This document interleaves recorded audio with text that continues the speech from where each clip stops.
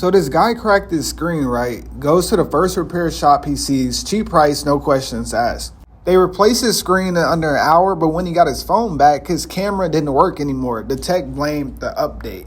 Translation for they didn't follow proper repair procedures. They probably damaged the camera connector when they opened the phone. A WISE certified technician has to follow industry standard steps, device safety, data protection, proper reassembly. That means no missing screws, no broken cameras, and no excuses. Before you hand your phone to anyone, ask one question: are you WISE certified? If they're not, your phone might not come back the same. Protect your phone, protect your data, ask for WISE.